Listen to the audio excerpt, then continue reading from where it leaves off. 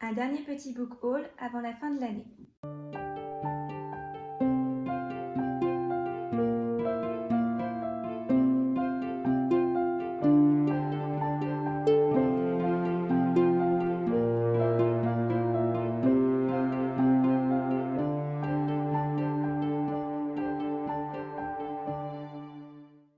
Bonjour amis des livres, c'est la chaîne du Cactus qui lit et c'est parti pour mon petit book haul de l'automne. Je commence avec le tome 1 du Carrousel éternel, Doll House, écrit par Anya Aline et publié chez les éditions du Chat Noir. C'est un roman que j'ai découvert grâce à une chronique sur Instagram. Je ne sais plus malheureusement sur quel compte, mais le post m'avait bien donné envie de découvrir cette histoire.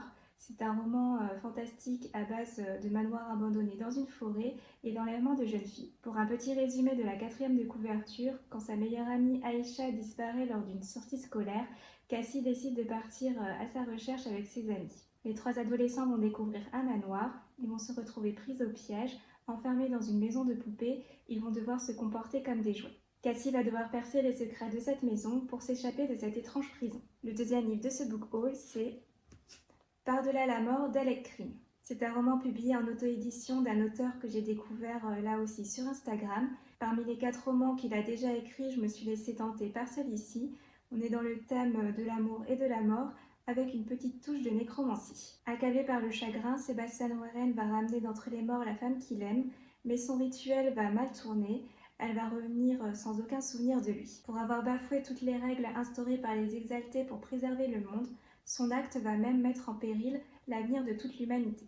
Le 3e livre que j'ai acheté est d'un auteur dont j'ai fait plusieurs chroniques de ses autres romans sur la chaîne et il s'agit de Yumi et le peintre de cauchemars de Brandon Sanderson.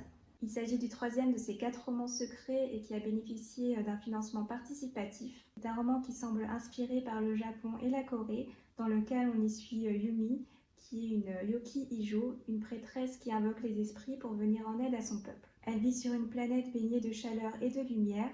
À l'inverse, Peintre vit dans une cité froide, entourée de ténèbres perpétuelles. Chaque jour, il repousse les manifestations physiques des cauchemars des habitants grâce à ses pinceaux. Tout oppose Yumi et Peintre, et pourtant leurs destins vont s'entremêler. À partir du jour, ils vont prendre la place de l'autre à chaque réveil. Ça a une petite consonance de Your Name, donc à voir si ça sera aussi beau que le film. Le 4e livre de ce book haul, c'est La société très secrète des sorcières extraordinaires de Sango Mandana, publié chez Lumen en août 2023. Mika Moon a toujours, enfin presque toujours, respecté 3 grandes règles. Cacher sa magie, dans les vidéos qu'elle poste en ligne, elle fait juste semblant d'être une sorcière, faire profil bas, après tout casque 14 000 abonnés, et rester à l'écart des autres sorcières, sauf à l'occasion de leur sacro-sainte réunion trimestrielle. La jeune femme a donc pris l'habitude d'être seule et a même passé le plus clair de sa vie d'adulte à déménager en prenant garde de ne jamais s'attacher à qui que ce soit. Un jour, pourtant, elle reçoit une intrigante offre d'emploi, devenir la professeure particulière de 3 jeunes sorcières dans une mystérieuse propriété du Norfolk, baptisée la Maison de Nulle Part. Et voilà qu'en un coup de baguette magique, et contre toutes les règles élémentaires de sorcellerie, elle se retrouve bientôt mêlée aux secrets de ses 4 hôtes, aussi excentriques qu'attentionnés. Parmi eux, Jenny, bibliothécaire irlandais, grincheux mais contre toute attente attirant, est prêt à tout pour défendre ses 3 petites protégées. Or, à ses yeux, la nouvelle venue est une menace incroyablement irritante. Un roman qui a l'air être un bon feel-good d'après les critiques que j'en ai lues, donc sympa pour la période de Noël. Le 5e livre de ce book haul n'en est pas un, je vais changer un peu, il s'agit d'une BD et c'est Blanche-Neige Rouge Sang de Neil Gaiman et Colin Doran.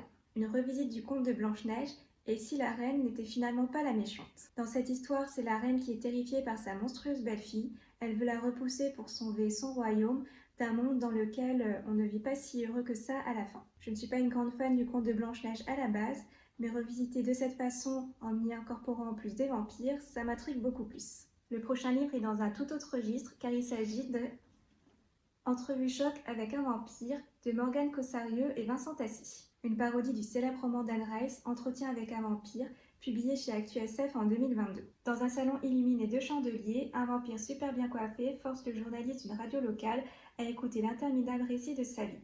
Comment 2 siècles plus tôt, il fut séduit par un inconnu d'une beauté très supérieure à la moyenne et emporté dans un tourbillon ébouriffant de mort et de passion.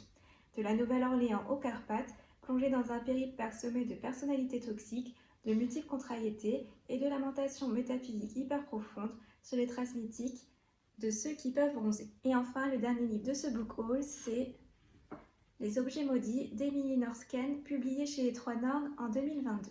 J'avais bien apprécié son premier roman, même s'il y avait quelques points qui m'avaient un peu dérangée. Mais bon, je me suis dit, pourquoi ne pas retenter l'expérience avec son deuxième livre. L'histoire se passe dans le royaume de Catelune, un royaume où il ne faut pas prêter attention au murmure des objets. Car dans ce royaume naissent des objets maudits, nourris par les sentiments néfastes des hommes, ils les envoûtent jusqu'à prendre la forme de rancuras, des créatures sanguinaires qui terrifient les habitants. Novem, chasseur itinérant, reçoit l'ordre de se rendre à la forteresse de Valture, terre de contes et de vestiges macabres, pour procéder à l'élimination d'un rancuras particulièrement meurtrier. Voilà, cette vidéo est terminée, je vous remercie de l'avoir visionnée. Si vous avez des suggestions de livres, n'hésitez pas à me les mettre en commentaire.